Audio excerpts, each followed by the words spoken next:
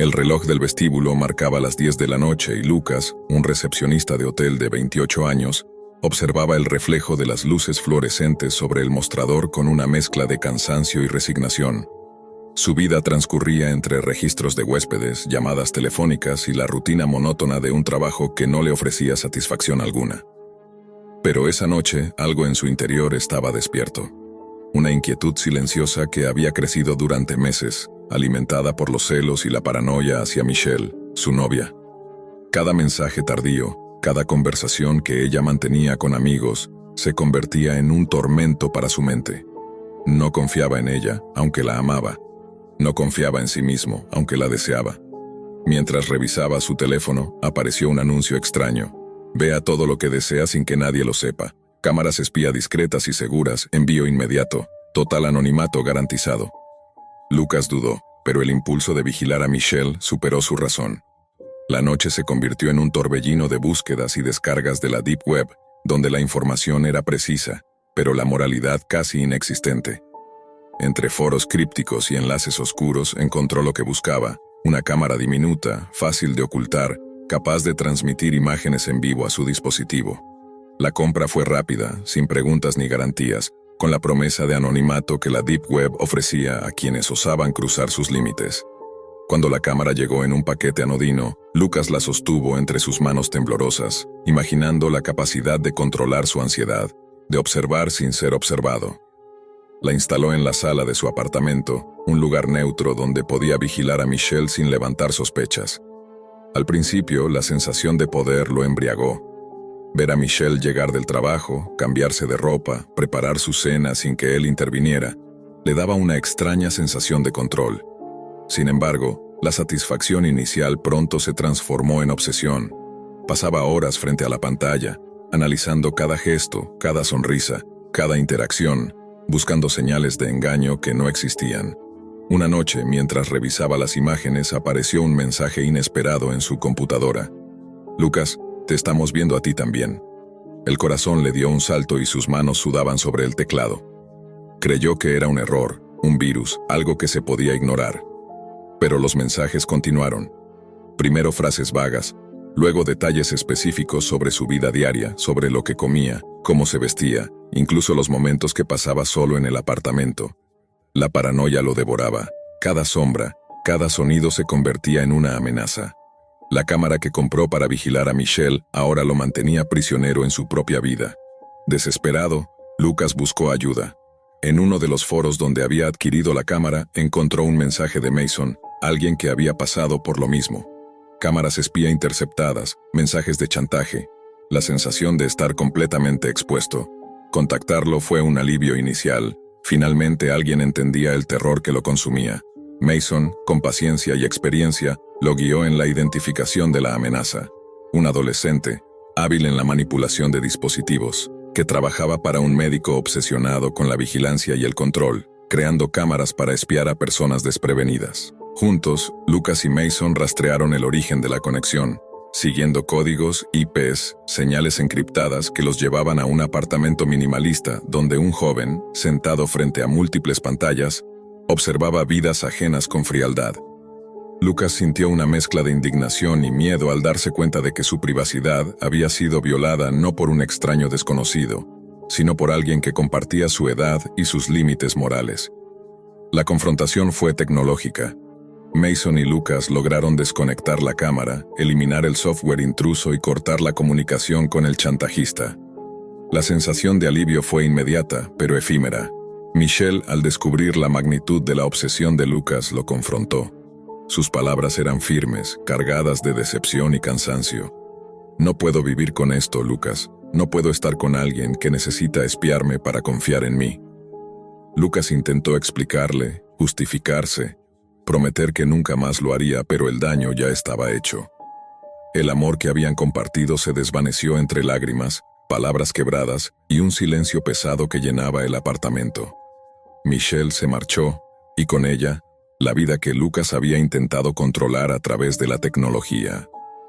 El recepcionista quedó solo, rodeado de pantallas apagadas y cables desconectados, reflexionando sobre las consecuencias de su paranoia. La Deep Web, que había ofrecido la ilusión de poder y control, lo había convertido en víctima de sus propias inseguridades. Su obsesión había destruido la confianza, su amor y su paz mental, dejándolo atrapado en un ciclo de vigilancia y chantaje que, aunque ahora estaba roto, había dejado cicatrices profundas. En las semanas siguientes, Lucas intentó recomponer su vida. Eliminó cuentas en foros oscuros, destruyó cualquier rastro de las cámaras y trató de recuperar su autoestima. Pero cada vez que escuchaba un ruido extraño, su corazón latía con ansiedad. Cada notificación en su teléfono provocaba un instante de pánico. La experiencia lo había cambiado. Ya no era simplemente un hombre celoso y controlador, sino alguien consciente de los peligros de la obsesión tecnológica y del precio de invadir la privacidad. El silencio se convirtió en su compañía constante, y la rutina del vestíbulo del hotel, antes monótona, ahora parecía un refugio seguro, aunque frágil. Lucas entendió que la vigilancia y el control son ilusiones que pueden volverse contra uno mismo, que la curiosidad mal dirigida y la inseguridad pueden abrir puertas que no se pueden cerrar fácilmente. Cada noche, al cerrar los ojos, revisaba mentalmente cada paso, cada acción, preguntándose cómo había permitido que el miedo y la obsesión dominaran su vida. Y aunque la cámara ya no existía, su presencia seguía viva en la mente de Lucas, un recordatorio silencioso de que la Deep Web no solo alberga secretos, sino que también puede amplificar los demonios internos de quienes se atreven a adentrarse demasiado en ella. La lección estaba clara. La vigilancia que él había deseado para controlar a Michelle se había convertido en una cadena que lo mantenía prisionero, y aunque había recuperado cierto control, la desconfianza y la paranoia se habían instalado como sombras permanentes en su vida. La historia de Lucas se convirtió en un ejemplo de cómo la tecnología y la obsesión pueden entrelazarse hasta destruir lo que más se ama. Y mientras observaba las luces apagadas del vestíbulo del hotel, comprendió que la verdadera cámara que lo había visto todo no era la que había comprado en la Deep Web, sino la que él mismo había llevado dentro de sí, alimentada por celos, inseguridad y miedo, una cámara invisible que nadie podía desconectar excepto él mismo, si lograba reconciliarse con la verdad de su propia fragilidad. Dana siempre había pensado que la vida podía ser predecible, un hilo de días monótonos con pequeñas alegrías intercaladas, hasta que una ruptura reciente la dejó cuestionando todo. Su mundo, que antes giraba en torno a cafés con amigos y maratones de series, ahora parecía vacío, un espacio silencioso que se cerraba sobre ella cada noche. Fue durante una de esas noches solitarias, mientras su corazón se resistía a aceptar que el amor que había conocido se había ido, que su mirada se posó sobre su laptop. Quiso distraerse, perderse en algo desconocido y excitante, y así comenzó a navegar hacia lugares de la Deep Web que había oído mencionar pero que nunca había explorado. Al principio, la curiosidad de Dana la llevó a foros oscuros de conspiraciones, sitios de coleccionistas de objetos raros, y finalmente a páginas que ofrecían contenido perturbador disfrazado de entretenimiento prohibido. Uno de esos sitios llamó su atención de manera especial.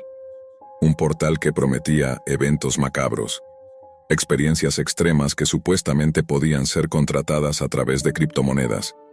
Cerró la laptop con un sobresalto, diciéndose que no debía seguir explorando. No quería saber nada más.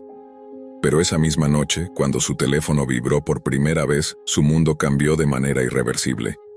El mensaje era breve, inquietantemente simple, pero aterrador en su precisión. Sé que acabas de cerrar tu laptop. Buen intento. Dana sintió un escalofrío recorrerle la espalda. Al principio pensó que era una broma de algún amigo, pero los siguientes mensajes descartaron cualquier posibilidad de inocencia. Describían la comida que había cenado, la ropa que llevaba puesta, los libros que tenía sobre su mesita de noche. Cada mensaje estaba cuidadosamente diseñado para recordarle que alguien la estaba observando, estudiando cada uno de sus movimientos. El terror empezó a calar hondo. No era solo que su privacidad estaba comprometida, era que su seguridad estaba en peligro. En los días siguientes, Dana intentó mantener la calma, cambiar sus rutinas, ignorar los mensajes, pero la sensación de ser observada no disminuía. Finalmente, decidió buscar ayuda profesional y contrató a un detective privado especializado en ciberacoso. lo que descubrieron fue peor de lo que podía imaginar.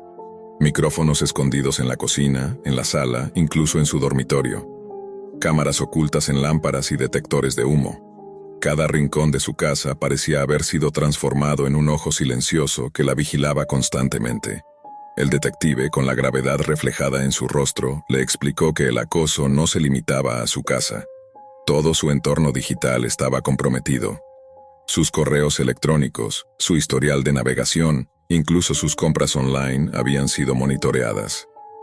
Dana sintió que su mundo se cerraba sobre ella, que la Deep Web había sido la puerta de entrada a un juego macabro que nunca había pedido jugar.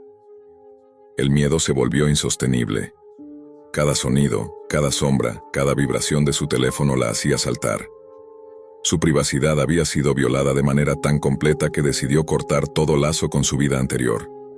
Se mudó a otra ciudad, borró sus cuentas, cambió de teléfono, compró una laptop nueva y trató de recomenzar. Pensó que tal vez, solo tal vez, podía escapar del acoso que había comenzado como una curiosidad nocturna y había escalado hasta convertirse en pesadilla. Sin embargo, incluso en su nuevo apartamento, con nuevas calles, nuevos vecinos y un nuevo entorno, la paranoia persistía.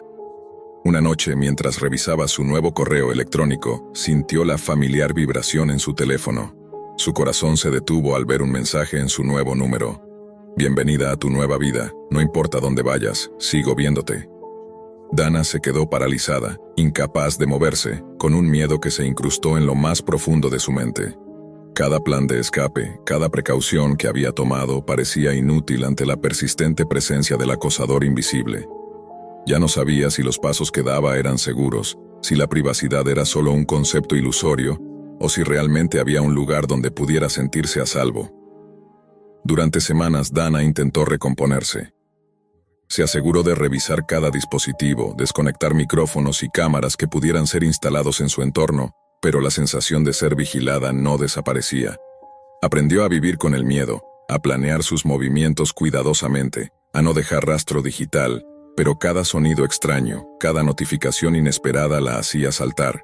Su vida, que antes había sido libre y despreocupada, se había convertido en un acto constante de vigilancia mutua, una batalla psicológica donde el enemigo parecía tener siempre ventaja. Con el tiempo, Dana comenzó a investigar sobre la Deep Web, los foros de acoso y las tácticas de espionaje digital.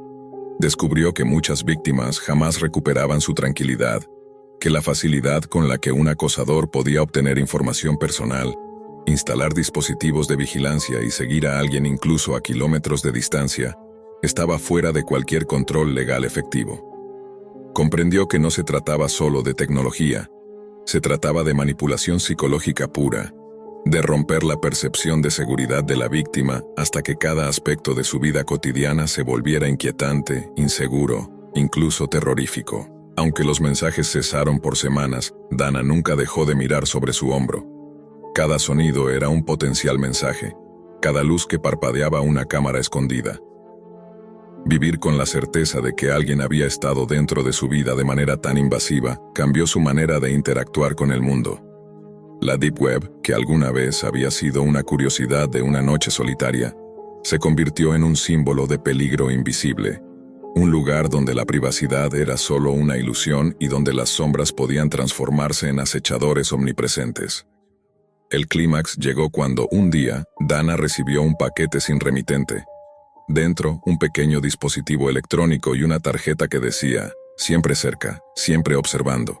El terror se volvió tangible. Alguien había logrado saber no solo dónde estaba, sino cómo alcanzarla incluso en su aparente refugio seguro. Dana comprendió entonces que la única forma de sobrevivir psicológicamente era aceptar que la seguridad absoluta no existía, que la vigilancia podía estar en cualquier lugar, que su vida ya no sería nunca igual. A pesar del miedo constante, Dana encontró fuerza en la precaución y la resiliencia. Aprendió a utilizar herramientas de seguridad digital, cifrar comunicaciones, mover sus rutinas constantemente, y a no revelar información personal a nadie, ni siquiera a amigos cercanos.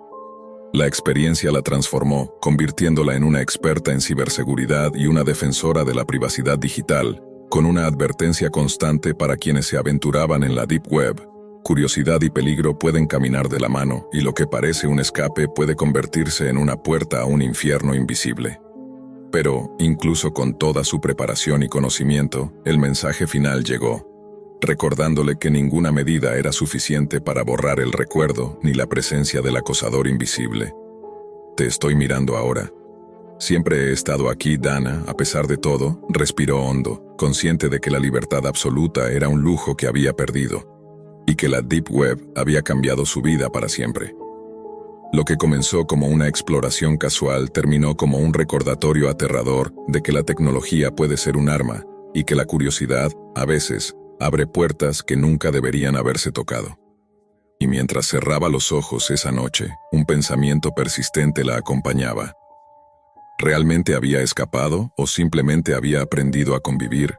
¿Con un ojo que nunca parpadea, un susurro que nunca se apaga? Jaime siempre había pensado que conocía bien la red. Su trabajo como analista digital en una empresa de ciberseguridad lo había convertido en un rastreador meticuloso de lo prohibido, en un cazador de malware, en alguien capaz de meterse en los rincones más turbios de la web para desarmar trampas diseñadas por hackers, estafadores y depredadores digitales. Se había enfrentado a foros llenos de discursos enfermizos, a mercados clandestinos que vendían armas, drogas y hasta identidades falsas. Nada de eso le resultaba novedoso. Pero cada vez que escuchaba el rumor de las llamadas habitaciones rojas, ese supuesto nivel de horror transmitido en directo para quienes podían pagar con criptomonedas, siempre había creído que no era más que un mito urbano, una leyenda nacida del morbo y el miedo. Sin embargo, la curiosidad siempre encuentra una grieta por donde filtrarse. Un cliente importante había reportado un dominio extraño alojado en un servidor oculto de Europa del Este. Lo que a primera vista parecía una página de phishing mal diseñada, escondía capas y capas de cifrado. Jaime, motivado más por la sospecha que por la obligación laboral, decidió seguir el rastro por su cuenta. Descifró el código con paciencia, saltó entre proxies, desplegó herramientas de anonimato que apenas usaba fuera de investigaciones delicadas, y poco a poco fue entendiendo que aquella puerta digital no conducía a un simple sitio de estafa, sino a algo más profundo. La pantalla negra, al cargarse por completo, mostró un título en letras rojas: Red Rooms, Only the Brave May Enter. Jaime se quedó inmóvil frente a la laptop. Era la primera vez que encontraba algo que, al menos en apariencia, correspondía al mito de las habitaciones rojas. La interfaz era rudimentaria, apenas una lista de transmisiones en vivo acompañadas de títulos escalofriantemente banales. Cada enlace estaba protegido con un candado que solo podía abrirse con el pago en Bitcoin. Y, aún así, entre los accesos bloqueados, había algunos videos marcados como Preview, muestras diseñadas para atraer a los indecisos. El primero de ellos se titulaba Mírame aterrorizar a Maya. Jaime dudó.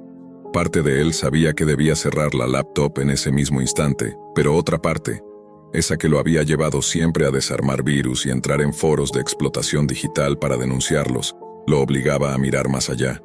No podía simplemente ignorarlo. Así que, con el corazón latiendo más fuerte de lo habitual, presionó play. La transmisión no era en tiempo real, era una grabación, pero la crudeza con la que estaba filmada lo golpeó como un balde de agua helada. La cámara enfocaba una habitación blanca, vacía salvo por una silla metálica en el centro. En esa silla estaba amarrada una joven con uniforme de enfermera. Su rostro estaba cubierto de sudor y lágrimas, su respiración era entrecortada, como si hubiera estado llorando por horas. Frente a ella apareció un hombre con el rostro cubierto por una máscara de cerámica. En su mano sostenía un martillo. Jaime sintió un nudo en la garganta. El título no exageraba. Aquello no era una simple amenaza. El hombre jugaba con el miedo de la chica, acercando el martillo a su rostro, golpeando el suelo a centímetros de sus pies, soltando risas que parecían deformadas por un modulador de voz. Jaime no pudo terminar el video. Lo detuvo a la mitad, con la sangre helada y el estómago revuelto. Quiso convencerse de que era una escenificación, una puesta en escena con actores, un teatro enfermo diseñado solo para asustar a los incautos. Pero algo en los ojos de aquella chica, en la forma en que su cuerpo temblaba, en el tono de sus gritos, le decía que no había guión, que no había maquillaje que justificara esa desesperación. Intentó salir del sitio, cerrar las ventanas, pero un nuevo enlace parpadeó en la pantalla como si la página lo estuviera invitando a continuar. El título, Tiffany se asusta. Jaime pensó en apagar la computadora, pero sus dedos actuaron solos. La curiosidad lo venció otra vez. El segundo video no mostraba una habitación cerrada, sino un parque oscuro, apenas iluminado por faroles. Una mujer caminaba nerviosa, mirando hacia atrás con frecuencia, como si supiera que estaba siendo seguida. Y así era. La cámara capturaba todo desde la distancia, acercándose lentamente hasta que unos hombres aparecieron en cuadro. Los gritos de la mujer rompieron el silencio nocturno. No eran gritos de película, eran alaridos que atravesaban la pantalla, cargados de un miedo visceral. La persecución terminó en un rincón del parque donde no había testigos, solo sombras. Lo que siguió fue un despliegue de violencia tan abrupto que Jaime apartó la vista, incapaz de soportarlo. Cerró la laptop de golpe, jadeando como si acabara de correr kilómetros. El sudor le cubría la frente. Durante años había visto atrocidades en la red. Pornografía ilegal, amenazas, chantajes, estafas. Había reportado decenas de foros a las autoridades, convencido de que su labor servía para limpiar un poco la basura digital que infectaba el mundo. Pero esto era distinto. Esto no era un virus que podía eliminarse con un par de clics, ni un foro que pudiera clausurarse. Esto era un espectáculo en vivo, financiado y sostenido por personas reales que, desde cualquier rincón del planeta, pagaban para ver sufrir a otros. Jaime intentó convencerse de que nada de eso había pasado. Apagó la computadora, se lavó la cara, se dijo a sí mismo que había visto demasiado, que su mente estaba mezclando ficción con realidad. Pero en el fondo sabía que no era así. Había entrado en un espacio donde el morbo y la crueldad humana no tenían límites. Y lo peor de todo era la certeza de que aquello seguía ocurriendo, en ese mismo instante, para cientos de espectadores escondidos tras pantallas anónimas. El resto de la noche no pudo dormir. Cada vez que cerraba los ojos, la imagen de la enfermera amarrada a la silla y los gritos de la mujer en el parque volvían a su cabeza. Al día siguiente, mientras intentaba concentrarse en su trabajo, notó que su propia computadora se había vuelto más lenta. Revisó procesos, escaneó puertos y encontró algo alarmante, un rastro de conexión que no había autorizado. Alguien lo había seguido de vuelta. La Deep Web no perdona la curiosidad. Jaime pasó los días siguientes en un estado de alerta constante. Cada notificación, cada sonido en su departamento lo hacía saltar. La paranoia no era irracional. Había rastros, registros de conexiones que no había iniciado, archivos temporales que aparecían y desaparecían sin explicación. Sentía como si la red misma lo vigilara, como si cada búsqueda, cada movimiento suyo en el laberinto digital hubiera dejado una señal que alguien, o algo, podía seguir. Lo peor no era solo el miedo físico. Era la sensación de impotencia, de haber sido testigo de una maldad que no podía detener ni siquiera con su conocimiento experto. Pero la curiosidad tenía raíces profundas, y el monstruo de la fascinación se alimentaba de la prohibición. A pesar del miedo, Jaime regresó a la Deep Web. Esta vez no para mirar previews. Esta vez quería entender la estructura de esas habitaciones, quién estaba detrás de ellas, cómo funcionaban. Cada puerta digital que abría revelaba más información oculta. Foros cifrados donde se discutían transmisiones futuras, listas de usuarios que pagaban por privilegios especiales, instrucciones sobre cómo mantener el anonimato absoluto. Cada dato que capturaba aumentaba su horror. Aquello no era un lugar improvisado ni aislado. Era una industria de crueldad, sostenida por el morbo de una audiencia que pagaba con criptomonedas y se regocijaba en la desesperación ajena. Jaime encontró un hilo de discusión particularmente perturbador, un foro donde usuarios intercambiaban comentarios en tiempo real sobre cada transmisión. Había quienes celebraban cada acto de violencia, calificaban la creatividad de los agresores y hacían apuestas sobre lo que ocurriría a continuación. Algunos subían memes, otros compartían capturas de video, todos con la sensación de que estaban participando en un espectáculo privado. Lo que más lo horrorizó no fueron los videos ni los relatos. Eran los comentarios, la indiferencia y la complicidad. Cada mensaje era un recordatorio de que la maldad se magnifica cuando encuentra público. Durante días, Jaime documentó todo con la intención de entregar la información a las autoridades internacionales. Pero pronto comprendió que la Deep Web era un laberinto que nadie podía controlar completamente. Cada servidor derribado reaparecía en otra parte, Cada usuario que se creía rastreable tenía cientos de identidades falsas. La desesperanza se filtró en su mente. Por primera vez entendió que lo que había visto no era solo un delito, era un ecosistema de crueldad que la tecnología había hecho prácticamente indestructible. Una noche, mientras revisaba los registros de conexión, descubrió algo que lo paralizó. Había un acceso abierto, un enlace directo a una transmisión en vivo, marcado de manera distinta, como si alguien lo hubiera invitado personalmente a participar. La pantalla mostraba solo un mensaje: Jaime, mira lo que hemos preparado para ti. Su respiración se aceleró. El miedo y la curiosidad luchaban dentro de él. Sabía que ignorarlo podría ser la decisión más segura, pero una parte de él no podía resistirse. Lo que vio en esa transmisión lo destrozó. No era un video pregrabado, era en tiempo real. Los detalles, los sonidos, la respiración de la víctima, la tensión en la habitación, todo estaba ocurriendo mientras él observaba desde su apartamento. Sintió un nudo en el estómago, la urgencia de cerrar la laptop, de desaparecer, de borrar su rastro, pero era demasiado tarde. La sensación de impotencia se transformó en horror absoluto. Ya no era un espectador accidental. Estaba dentro de un juego del que no podía escapar. El acceso se cerró solo, como si la página supiera que lo había visto suficiente. Jaime se quedó inmóvil, mirando la pantalla negra, incapaz de comprender cómo podía existir tanto mal. Se dio cuenta de que la Deep Web no era solo un lugar de información oculta, era un espejo de la peor faceta de la humanidad, un espacio donde la moral se disolvía, donde el dinero y la tecnología convertían el sufrimiento en espectáculo. Consciente del riesgo, decidió actuar de manera definitiva. Documentó todo, pero de forma anónima y cifrada, enviando los archivos a organizaciones de ciberseguridad y a grupos de protección a víctimas de explotación. No podía detener todo, pero tal vez podía salvar a algunos, evitar que ciertos enlaces siguieran activos, que algunas personas fueran víctimas. El alivio no duró. Cada vez que intentaba dormir, el recuerdo de los gritos y la desesperación de las víctimas regresaba con la misma intensidad que la primera vez que vio los videos. La culpa, la impotencia y el miedo se entrelazaban en un ciclo interminable.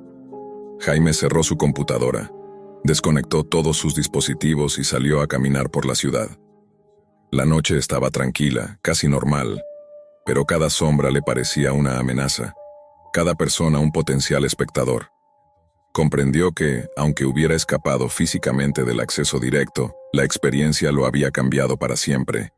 La crueldad que había presenciado no se borraría de su memoria, y la certeza de que seguía existiendo en algún rincón de la red le impedía sentirse seguro. Aún así, entre el horror y la paranoia, Jaime encontró un extraño tipo de resolución. No podía controlar la existencia de esas habitaciones, ni el deseo de quienes las sostenían, pero sí podía elegir cómo responder a lo que había visto. Decidió dedicar su vida profesional a proteger a otros de ese mundo oculto, a reforzar sistemas, denunciar vulnerabilidades y educar sobre los peligros de la Deep Web. Lo que antes era curiosidad y morbo se transformó en un propósito claro: minimizar el daño allí donde pudiera. Al final, la Deep Web no desapareció.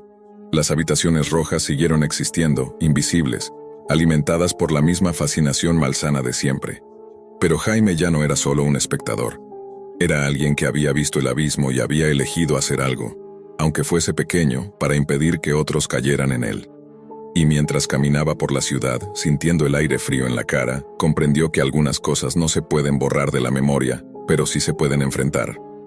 La noche continuaba tranquila, y él había sobrevivido para recordarlo y advertirlo.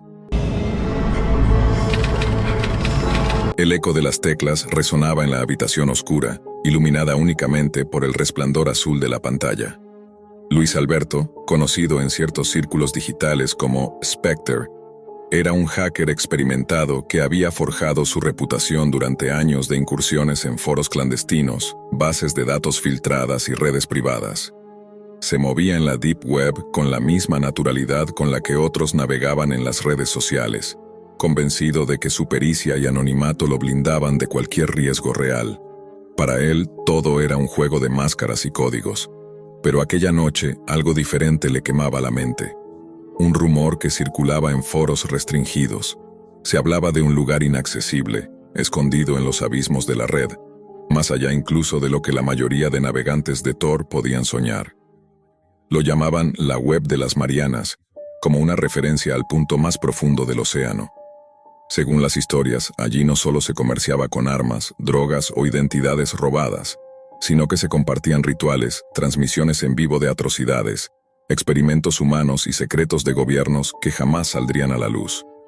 Luis sabía que la mayoría de esos relatos eran mitos urbanos digitales, exageraciones para asustar a los novatos, pero su ego le susurraba lo contrario. Si existe, yo puedo encontrarla. Pasó noches enteras investigando, compilando fragmentos de direcciones .onion imposibles de descifrar, interceptando mensajes cifrados en foros abandonados y escribiendo líneas de código que parecían un rompecabezas infinito.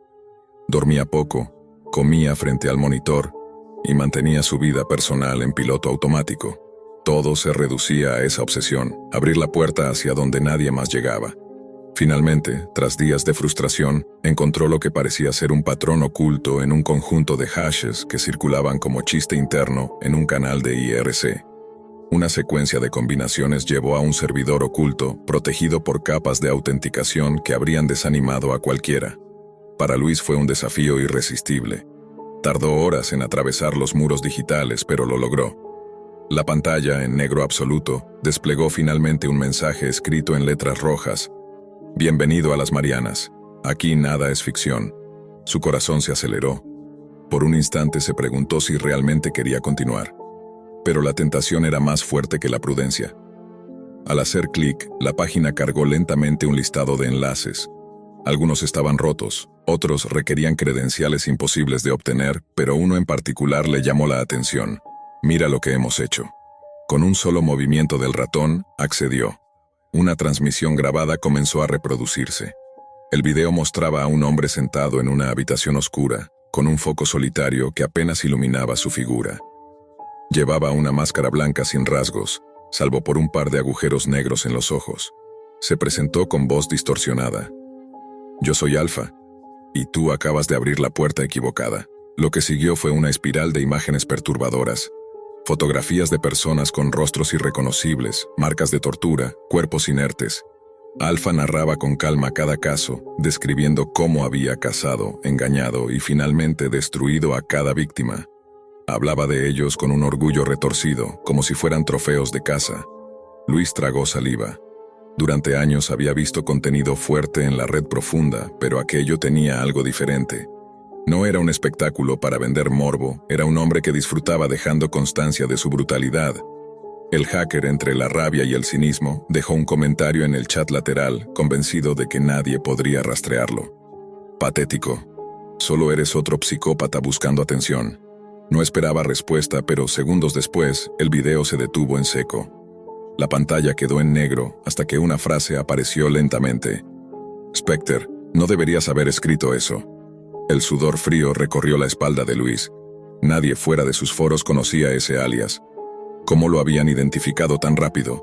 Intentó cerrar la conexión, pero la pantalla volvió a encenderse.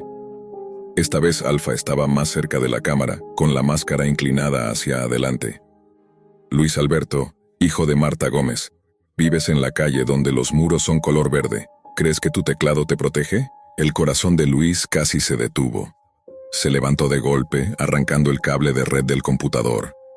Todo se apagó en un silencio aterrador. Los siguientes días se convirtieron en un infierno de paranoia. Revisaba cada esquina. Desconfiaba de cada ruido.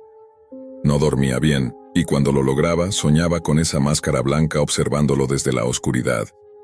Intentó convencerse de que había sido un truco psicológico, que Alpha solo usaba ingeniería social, pero la duda era más fuerte. ¿Cómo sabía su nombre, su dirección y el de su madre? La confirmación de su miedo llegó una tarde.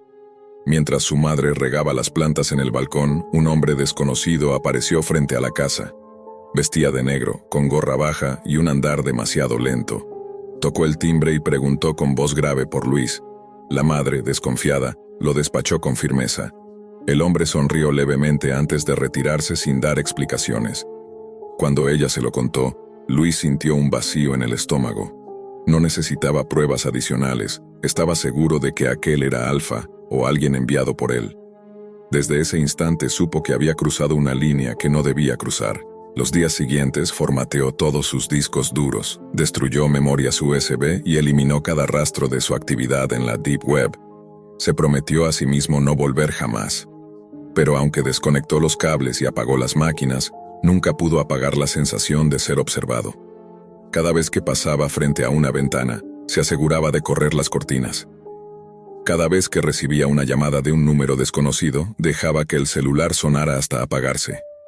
Luis volvió a la vida cotidiana, pero con la certeza de que la libertad digital era una ilusión. Había tocado un rincón de la red que no se diseñó para ser visto. Un lugar donde la maldad no era un mito, sino un rostro enmascarado que conocía demasiado de él. Nunca volvió a conectarse con su antiguo alias. Nunca más presumió de sus habilidades en foros clandestinos.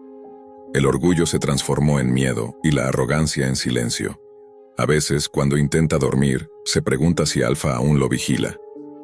Si aquel hombre que apareció frente a su casa fue solo una advertencia, o el comienzo de algo que todavía no ha terminado. Pero lo que más lo aterra no es la posibilidad de ser atacado, sino la certeza de que una vez que entras en la telaraña de las Marianas, nunca vuelves a salir del todo. Miguel siempre había vivido dentro de un mundo que parecía reducido a pantallas, líneas de código y la monotonía gris de su departamento. Su vida, como programador freelance, lo había aislado del ruido exterior. La soledad, aunque en un principio era cómoda, se transformó con los años en una sombra que lo acompañaba a todas partes. No tenía muchos amigos, más allá de algunos compañeros de foros de programación y uno que otro conocido con el que compartía charlas esporádicas sobre tecnología o videojuegos. Su rutina se sostenía en ciclos interminables de trabajo nocturno, cafés fríos y series que reproducía como ruido de fondo. Fue un accidente menor lo que rompió esa rutina. Una tarde lluviosa, mientras caminaba distraído por mirar la pantalla de su teléfono, no notó que un auto se acercaba demasiado a la acera. El vehículo se detuvo bruscamente, y el golpe leve de su hombro contra el capó retumbó más en su conciencia que en su cuerpo. De inmediato, la conductora bajó. Una chica de cabello castaño recogido en un moño desordenado, ojos intensos y un rostro que mezclaba dulzura con firmeza. «Lo siento», exclamó ella visiblemente preocupada. Miguel, aturdido, respondió con torpeza. No, fue culpa mía, iba distraído». Ella insistió en invitarle un café como disculpa. Se llamaba Carolina. La conversación en aquel pequeño local de esquina fluyó de manera sorprendente. Miguel se encontró riendo, escuchando historias de ella sobre su trabajo en una librería y sus sueños de estudiar diseño gráfico. Era como si alguien hubiera abierto de golpe una ventana en el cuarto hermético de su vida. Carolina era distinta, espontánea, segura y con esa calidez que parecía perforar las paredes invisibles que Miguel había construido durante años. Lo que comenzó como un encuentro accidental se transformó en citas semanales, luego en llamadas nocturnas y poco después en una relación. Miguel se enamoró con la intensidad de quien nunca había sentido algo así. Sin embargo, con esa intensidad también vinieron la ansiedad, la inseguridad y el miedo constante de perderla. Una noche, en medio de una charla por mensajes, Miguel, dominado por la mezcla de deseo y soledad acumulada, se atrevió a pedirle algo que jamás debería haber pedido. «Carolina, ¿me mandarías una foto tuya? Pero, ya sabes, íntima, solo para mí». Ella dudó. Se notaba en las pausas de sus respuestas, en los puntos suspensivos que se prolongaban demasiado. Finalmente cedió.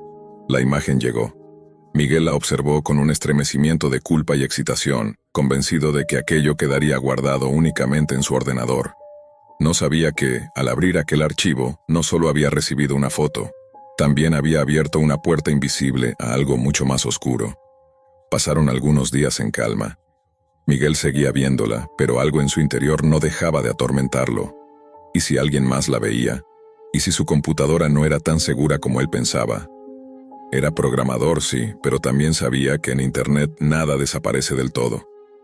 Una tarde recibió un mensaje encriptado de un viejo amigo virtual, Julián, con quien compartía charlas en foros sobre la Deep Web. «Hermano, creo que tienes un problema», escribió Julián enviándole un enlace. Miguel abrió el enlace usando Tor. Una página oscura cargó lentamente. Allí, en un foro clandestino, Entre publicaciones anónimas y comentarios enredados, estaba la imagen de Carolina. La misma foto, la misma pose.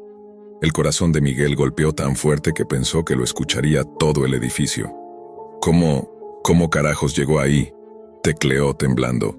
Julián solo respondió: alguien tiene acceso a tu máquina, y no es cualquier script kiddie. Esto es trabajo de alguien que sabe. La paranoia invadió a Miguel. Revisó su ordenador línea por línea buscando rastros de malware, puertos abiertos, vulnerabilidades. Lo encontró. Un archivo oculto en la carpeta de descargas, camuflado como imagen temporal. Un backdoor que permitía acceso remoto. Había sido infiltrado desde el momento en que descargó aquella foto. Miguel, con su habilidad, logró rastrear parte de la conexión. El rastro lo llevó a un servidor encriptado, oculto tras múltiples capas de proxies y nodos en la Deep Web. No era fácil, pero su obsesión lo hizo avanzar más de lo que cualquiera lograría. Entre fragmentos de logs encontró un nickname recurrente: Raven-404. Durante noches enteras, Miguel dejó de comer y dormir con tal de infiltrar el sistema de Raven. Finalmente, después de días de intentos, logró penetrar uno de los servidores intermedios. Allí vio carpetas llenas de nombres, imágenes y videos robados. Decenas de vidas expuestas, chantajeadas, manipuladas. Lo que había visto era apenas la punta de un iceberg. En medio de esa maraña de datos, un archivo le heló la sangre. Miguel_usr.txt. Al abrirlo, leyó una serie de datos que nadie debería tener. Su nombre completo, dirección, fotos antiguas de su universidad, incluso conversaciones privadas con Carolina. Al final del archivo, un mensaje: bienvenido, Miguel. Eres más talentoso de lo que pensé. Ahora sé quién eres. No te acerques más, o la próxima carpeta será de tu familia. Miguel sintió como el sudor frío le recorría la espalda. Por primera vez, comprendió que no era él quien rastreaba, era el rastreado. Cerró todo de golpe, pero el daño ya estaba hecho. Raven lo había encontrado. Horas después, recibió un nuevo mensaje emergiendo en su pantalla, como si el hacker estuviera escribiendo en directo dentro de su propio escritorio. Tranquilo, no quiero destruirte, me interesa tu talento. Te necesitaré pronto. Cuando llegue el momento, sabrás. El cursor parpadeó. Luego silencio. Miguel pasó días eliminando todo rastro, formateando discos, desconectando equipos, reforzando su seguridad. Finalmente logró que, con la ayuda de Julián, se bajaran las imágenes de Carolina del foro. Los enlaces cayeron, pero él sabía que en la Deep Web nada desaparece para siempre. El verdadero infierno comenzó cuando Carolina descubrió la verdad. Alguien, no se sabía si Raven u otro, le había enviado de manera anónima un enlace roto con indicios de que su foto había circulado. Ella, entre lágrimas y furia, enfrentó a Miguel. «¿Cómo pudiste ser tan estúpido? Me expusiste, Miguel», gritó, con la voz quebrada. Él intentó explicarle, suplicarle, pero las palabras no alcanzaban. Carolina lo dejó esa misma noche, y con ella se fue la única luz que había logrado entrar en su vida. Miguel se quedó solo, rodeado de pantallas apagadas y un silencio que pesaba más que nunca. Podía borrar archivos, podía destruir servidores, pero no podía borrar el eco de la amenaza. «Te necesitaré pronto». Desde entonces, cada vez que enciende su ordenador, siente que alguien lo observa detrás de las líneas de código, que una sombra habita en su red, esperando. Y cada noche antes de dormir, revive aquella primera foto, aquel momento en que creyó que un archivo era inofensivo. Ahora sabe que la Deep Web no olvida, que lo que entregas allí nunca regresa, y que un error puede arruinarlo todo. Miguel no volvió a ver a Carolina. No volvió a confiar en nadie. Lo único que quedó fue la paranoia de que Raven, en cualquier instante, vuelva a tocar su puerta digital. O quizás la real. Porque cuando cruzas el límite de la red profunda no hay regreso, y él ya había pagado el precio. Nunca pensé que un corazón roto pudiera empujarme tan lejos. Cuando Sofía me dejó, después de 6 años juntos, sentí que el mundo se desmoronaba bajo mis pies. Teníamos planes, promesas hechas entre lágrimas y risas, juramentos escritos en cartas guardadas en cajas de zapatos, recuerdos que se volvieron cuchillos cuando ella me dijo que necesitaba espacio. Esa palabra fue la más cruel que escuché, espacio. Como si todo lo que éramos pudiera desvanecerse con un simple movimiento de labios. Pasé semanas sin dormir, escuchando su voz en mi cabeza, revisando una y otra vez nuestras conversaciones guardadas en el celular, tratando de encontrar la grieta exacta por donde el amor se había escapado. La universidad se volvió un eco vacío. Me arrastraba a clases solo para fingir normalidad. En las noches, sin embargo, la soledad se volvía insoportable, y el silencio me aplastaba como una avalancha. Fue en una de esas madrugadas que decidí distraerme en internet, no con series, no con música, no con videojuegos. Algo dentro de mí pedía un escape más radical. Recordé las conversaciones que, entre amigos, solíamos tener por pura curiosidad morbosa, la Deep Web, ese rincón oculto del internet del que todos hablaban con fascinación y miedo. Ahí encuentras todo, decían. Drogas, armas, secretos, cosas que no deberías ver. Yo había reído entonces, sin darle importancia, pero en ese estado de vulnerabilidad, la idea se volvió un anzuelo irresistible. Tal vez era eso lo que necesitaba. Mirar lo prohibido, enfrentar lo oscuro, llenarme de un horror más grande que el dolor que sentía por Sofía. Descargué el navegador Tor. El simple proceso ya me hizo sentir que estaba haciendo algo clandestino, peligroso. La pantalla negra, los tutoriales en foros, las advertencias de «no vayas más allá de lo necesario» parecían más desafíos que consejos. Cuando finalmente abrí la Hidden Wiki, me encontré con un laberinto de enlaces extraños, nombres perturbadores, descripciones crípticas. Al principio era como recorrer un museo de lo prohibido. Foros de hackers que presumían robos de cuentas bancarias, mercados ilegales de drogas con reseñas como si fueran simples productos de supermercado, sitios de falsificación de documentos. La ilegalidad flotaba en el aire como un perfume embriagador. Me asustaba, pero no lo suficiente como para cerrar la ventana. Pronto encontré algo más inquietante, foros de conversación donde personas hablaban de cosas que me hicieron sentir náuseas, discusiones sobre torturas, intercambios de material que claramente no debía existir, confesiones escritas con una frialdad escalofriante. Mi corazón latía más rápido, y aunque la repulsión me pedía que saliera, la curiosidad me clavaba en la pantalla. Era como mirar un accidente en la carretera. Sabes que es terrible, pero no puedes apartar los ojos. Fue allí cuando encontré el enlace, un código extraño publicado por un usuario anónimo que se hacía llamar el administrador. El mensaje era breve. Si llegaste hasta aquí es porque quieres ver la verdad. No lo abras si no estás preparado. No todos soportan lo que está detrás de este enlace. Ese reto me atrapó. Mi estado emocional me hizo pensar que nada podía dolerme más de lo que ya sentía. Copié el enlace y lo pegué en la barra del navegador. La pantalla se volvió negra durante unos segundos y luego cargó una interfaz rudimentaria. Un fondo oscuro, con un menú que no tenía palabras, solo símbolos. Círculos, triángulos, números desordenados. Cada clic abría una carpeta y dentro de ellas había videos. Los títulos eran directos, sin adornos. Sesión 1, Sesión 2, Prueba 4. Y en cada uno, lo indescriptible, grabaciones de violencia real. No efectos especiales, no ficción. El sonido crudo de gritos, el eco metálico de habitaciones cerradas, la respiración agitada de alguien detrás de la cámara. Mi cuerpo reaccionó antes que mi mente. Temblores en las manos, sudor frío en la frente, un nudo en la garganta que casi me hacía vomitar. No podía creer lo que veía, y aún así no cerraba la pestaña. El horror tenía algo hipnótico. En una de las grabaciones, la cámara giró hacia un espejo, y fue allí donde la pesadilla adquirió otra dimensión. Vi reflejado a alguien sosteniendo la cámara, un rostro cubierto con una máscara blanca, inexpresiva, pero con ojos oscuros que parecían perforar la pantalla. En ese instante sentí que me miraba a mí, no al espejo.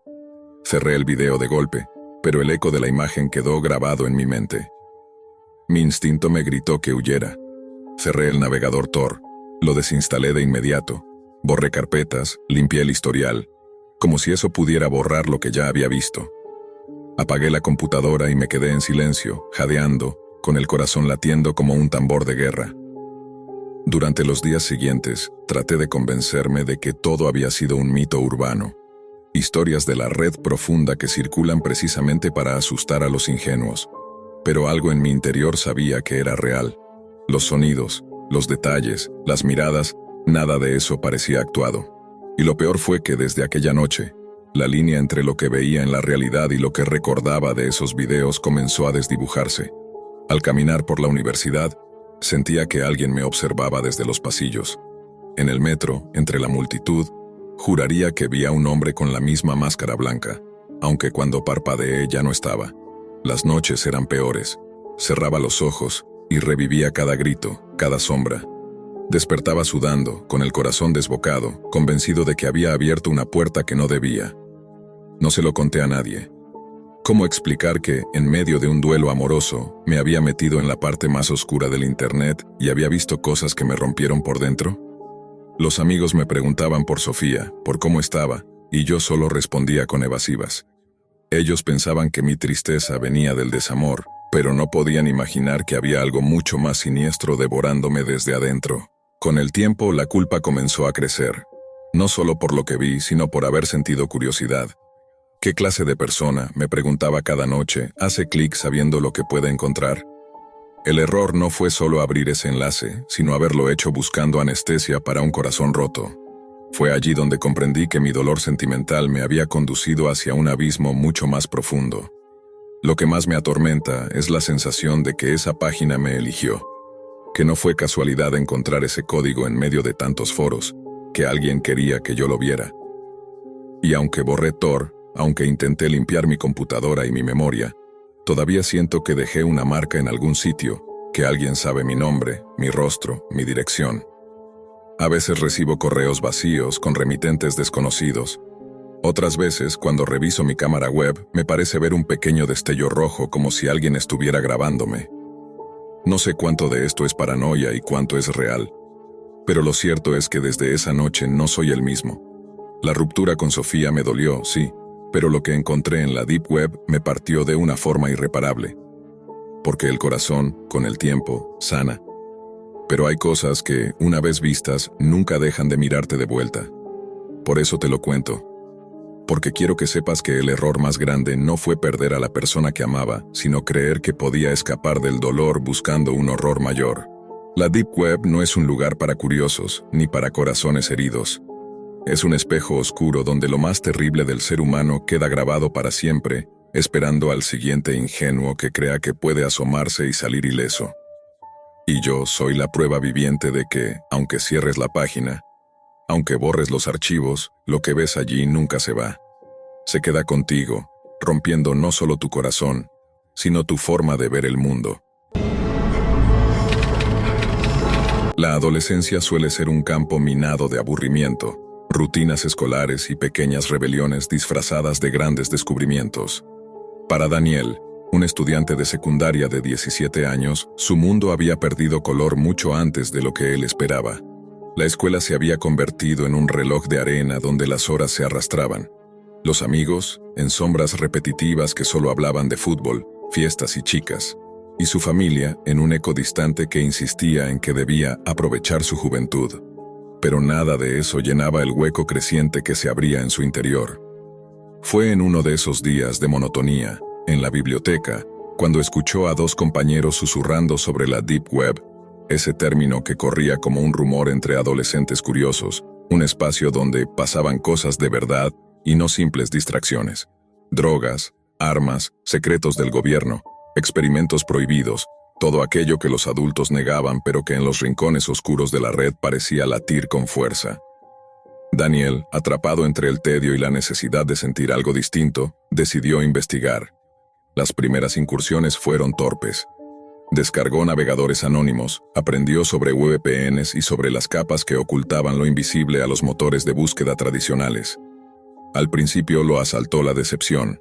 Foros mal diseñados, vendedores de sustancias ilegales que parecían demasiado evidentes, charlas de conspiraciones tan absurdas que rozaban lo cómico. Pero la semilla ya estaba plantada.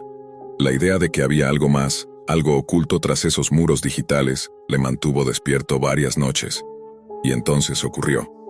Una madrugada cualquiera, con la casa en silencio y el brillo azul de la pantalla iluminando su rostro, apareció un enlace extraño. No tenía nombre ni descripción, solo una secuencia de caracteres aparentemente aleatorios. Daniel dudó unos segundos, hasta que el cansancio y la adrenalina hicieron lo suyo. Dio clic. La página que se abrió era diferente. un fondo negro absoluto y, en el centro, un cuadro de chat que tardó unos segundos en activarse. Las palabras comenzaron a escribirse solas. Bienvenido. Has llegado al peor lugar de la red. No todos están preparados para ver lo que sigue. ¿Estás listo para entrar? Daniel tragó saliva. No había botones, no había instrucciones. Solo un cursor titilando, invitando a responder. Con manos temblorosas escribió un simple sí. La pantalla cambió de inmediato. Una transmisión en blanco y negro comenzó a reproducirse, mostrando una habitación vacía, iluminada apenas por una bombilla colgante. En el centro había una silla metálica, y sentado en ella un hombre de mediana edad, atado de pies y manos, con los ojos vidriosos y la cabeza inclinada como si estuviera bajo los efectos de alguna droga. Frente a él, una mujer vestida completamente de negro, con un largo abrigo de cuero y una máscara blanca sin rasgos. El silencio era sofocante. El chat explotó de pronto. Cientos de usuarios anónimos escribían en simultáneo, riendo, exigiendo, celebrando la escena como si se tratara de un espectáculo esperado. «Empieza ya, más sangre, hazlo sufrir. Queremos dolor», se leía sin cesar. Daniel sintió un escalofrío recorrerle la espalda. No estaba preparado para aquello, pero tampoco fue capaz de apartar la mirada. La mujer enmascarada levantó un cuchillo brillante y lo pasó lentamente por el brazo del hombre atado. La cámara se acercó, mostrando el temblor de la piel, el primer hilo de sangre. El chat vibraba de emoción y Daniel, entre el asco y la fascinación, se quedó hipnotizado. Era un mundo paralelo, un lugar donde la crueldad se convertía en espectáculo y donde él, un estudiante aburrido, se transformaba en testigo privilegiado. La transmisión duró más de 1 hora. Daniel no recordaba haber parpadeado tanto tiempo seguido. Cuando terminó, la pantalla volvió al negro con un mensaje. «Gracias por participar en el espectáculo del abismo. Una vez que entras, nunca vuelves a ser el mismo». Durmió mal esa noche, atormentado por las imágenes que no podía borrar de su mente. Al día siguiente, en clase, todo le parecía aún más banal que antes. El profesor hablaba de fórmulas químicas y él solo podía pensar en la máscara blanca, en la sangre que goteaba como metrónomo. Intentó contárselo a un amigo, pero las palabras se le quedaron atoradas. ¿Cómo describir algo así sin sonar loco? Días después volvió. Necesitaba confirmar que no había sido una alucinación. El enlace seguía allí, y el chat lo recibió con entusiasmo. Ya no era un extraño. «Bienvenido de nuevo, espectador». Esta vez la escena fue más brutal, más calculada, más difícil de mirar. Y sin embargo, él no se apartó. La repulsión inicial comenzó a transformarse en algo nuevo, una adrenalina adictiva que lo hacía sentir vivo, como si hubiera encontrado la chispa que le faltaba. Con el tiempo, Daniel se convirtió en un visitante frecuente. Sus calificaciones bajaron, su círculo de amigos desapareció y su familia comenzó a preocuparse por sus largas noches frente a la computadora. Pero él no podía detenerse. El espectáculo del abismo no era solo un sitio, era un ritual, un abismo digital que lo llamaba cada vez más profundo. Al ingresar a la universidad, su vida ya no se parecía a la de cualquier joven normal. Mientras sus compañeros hablaban de fiestas y proyectos, él pensaba en foros ocultos, en transmisiones clandestinas, en los códigos que abrían puertas hacia nuevos horrores. Se había vuelto un experto en navegar capas cada vez más profundas de la red oscura, descubriendo que el espectáculo que había presenciado era solo uno de muchos. Las transmisiones se diversificaban, salas rojas, juicios secretos, rituales extraños, y siempre la misma audiencia morbosa celebrando la degradación humana. Daniel, incapaz de reconocerlo, había cruzado la línea. Ya no era un observador horrorizado, era un seguidor fiel, alguien que encontraba en esos actos una forma de escape, un combustible para su vacío existencial. Una noche, mientras exploraba un nuevo enlace, el chat se dirigió a él directamente. «Has estado aquí mucho tiempo. ¿Quieres dejar de mirar y empezar a participar?» El corazón de Daniel se aceleró.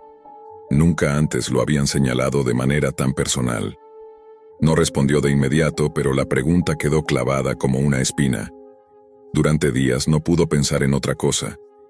¿Participar cómo? ¿Ser parte de la audiencia ya no era suficiente? ¿Qué significaba realmente entrar en el espectáculo del abismo? Finalmente, la tentación venció. Escribió un sí. La pantalla mostró una nueva dirección, acompañada de instrucciones cifradas. Era una invitación, un paso más hacia lo irremediable. Daniel no lo dudó. Mientras el mundo real se volvía cada vez más gris y aburrido, la Deep Web le ofrecía emoción, misterio y un poder extraño. Ser parte de algo prohibido, de algo que los demás ni siquiera sabían que existía. Ese fue el comienzo de su transformación definitiva. Ya no era un joven curioso que se había topado con un sitio macabro. Ahora era un iniciado en un culto digital que se alimentaba de dolor y morbo. El abismo lo había reclamado y él había respondido con fascinación. Y así, entre la penumbra de su cuarto universitario y la luz fantasmagórica de la pantalla, Daniel comprendió que no había regreso posible. La Deep Web no solo le había mostrado su cara más oscura, le había dado un lugar donde pertenecer. Un lugar donde el miedo se confundía con placer, donde la moral se disolvía en la sangre digitalizada, donde la rutina nunca volvería a alcanzarlo. Había entrado al espectáculo del abismo, y el telón nunca se cerraría.